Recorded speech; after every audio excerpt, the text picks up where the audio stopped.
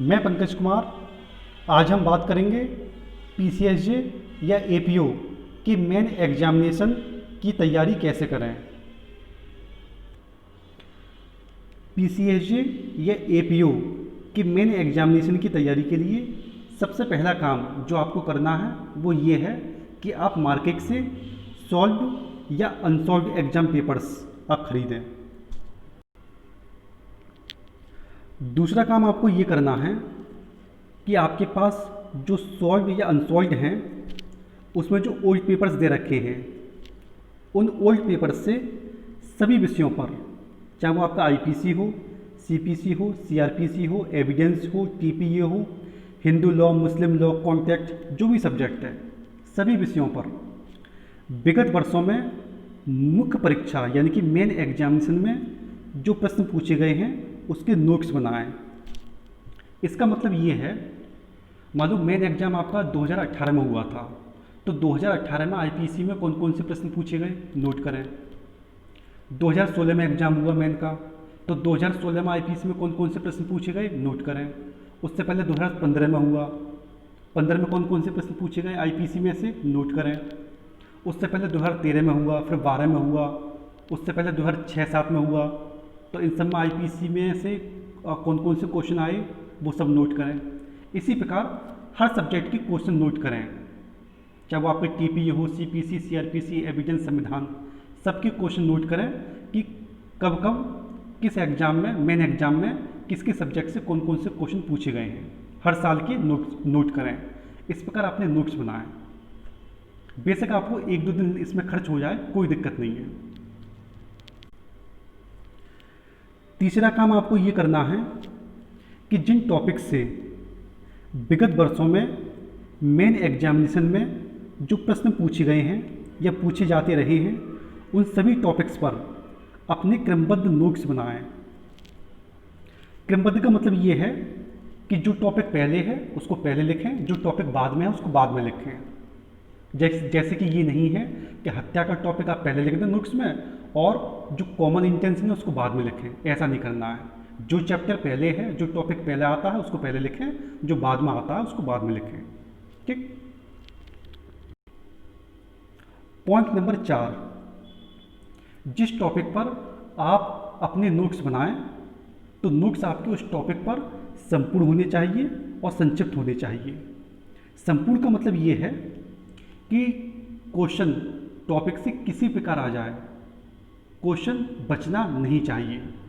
For example, जैसे कि आपका आईपीसी का सेक्शन 34 और 149 है, तो सेक्शन 34 क्या है? सेक्शन 34 में जो कॉमन इंटेंशन शब्द का प्रयोग किया गया है उस कॉमन इंटेंशन शब्द का क्या मतलब है? सेक्शन 34 के एसेंशियल एलिमेंट क्या है?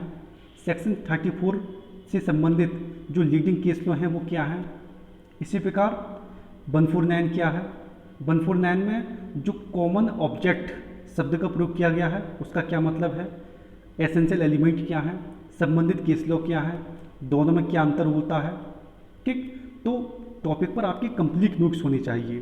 क्वेश्चन किसी भी प्रकार कहीं से भी पूछ ले टॉपिक से, क्वेश्चन बचना नहीं चाहिए।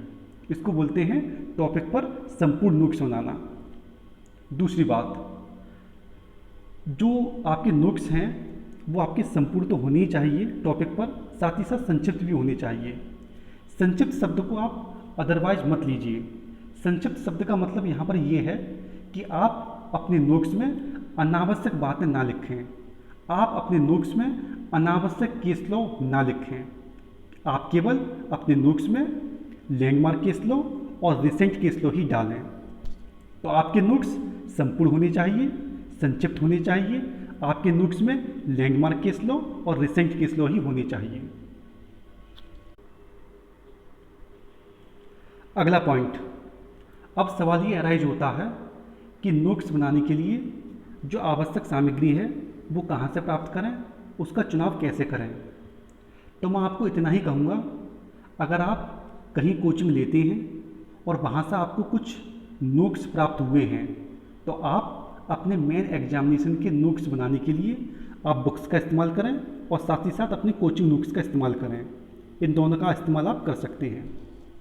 लेकिन अगर आप कहीं कोचिंग नहीं करते हैं, आप सेल्फ स्टडी करते हैं, तो आप अपने मेन एग्जामिनेशन के नोट्स बनाने के लिए बुक्स का इस्तेमाल करें, और बुक्स के साथ साथ कोई मेन एग्जामिनेशन गाइड जो कि अच्छी हो उसका इस्तेमाल आप कर सकते हैं। या फिर आप बुक्स के साथ साथ जो लॉ सीरीज आती हैं AP PCSG के लिए उसका इस्तेमाल आप कर सकते हैं। ठीक, एक बात का ध्यान आप रखें कि जो गाइड या जो लॉ सीरीज आप इस्तेमाल करें ये अच्छी गुणवत्ता वाली होनी चाहिए, विश्वसनीय होनी चाहिए, गलतियां नहीं होनी चाहिए, उसमें सबसे अच्छी होनी चाहिए। ठीक, अगला पॉइंट है डेली आंसर राइटिंग। देखिए, अगर आप मेन एग्जामिनेशन की तैयारी कर रहे हैं तो ये पॉइंट आपके लिए सबसे ज़्यादा महत्वपूर्ण है। इसका मतलब ये है कि विगत वर्षों में जो एग्ज़ाम मेंस के हो चुके हैं उसमें जो पूछे गए प्रश्न हैं, कम से कम एक दो प्रश्नों का उत्तर आप रोज़ लिखकर प्रैक्टिस करें। इससे आपकी टाइमिंग में सुधार होगा, आपकी लेखन शैली अच्छी होगी, आपके अंदर कॉन्फिडेंस आएगा लिखने का। और जो आंसर राइटिंग जो प्रैक्टिस है आप इसे स्वयं भी कर सकते हैं। अगर आप लापरवाह किस्म के व्यक्ति हैं तो आप इसके लिए टेस्ट सीरीज भी ज्वाइन कर सकते हैं। अगला पॉइंट, देखिए मैंने ऊपर ओल्ड पेपर्स के बारे में जिक्र किया, तो ओल्ड पेपर्स आप 10-12 साल के देख लें वो काफ़ी हैं। जरूरी नहीं है आप 20-25 सालों के ओल्ड पेपर्स देखें, पिछले 10-12 सालों के आप ओल्ड पेपर्स देख लें मैंने एग्जाम के, वो पर्याप्त हैं। ठीक है, अधिकतर जो स्टेट हैं उसमें लगातार एग्जाम नहीं होते हैं, जैसे यूपी है, यूपी में लगातार एग्जाम नहीं होते हैं, तो आप 1990 से लेकर 2020 तक के ओल्ड पेपर्स आप देख सकते हैं। मुझे लगता है कि 1990 से लेकर और 2020 तक केवल 10-12 बार ही यूपी PCSG का एग्ज़ाम हुआ है। ठीक है, तो 1990 से आप देख सकते हैं। ठीक है, कुछ स्टेट ऐसे हैं जिसमें लगातार एग्जाम होते हैं हर साल, तो वो अपने पिछले 10-12 साल के पेपर आप देख सकते हैं। क्लियर? तो इस लेक्चर में इतना ही। बने रहिए हमारे साथ। मैं पंकज कुमार।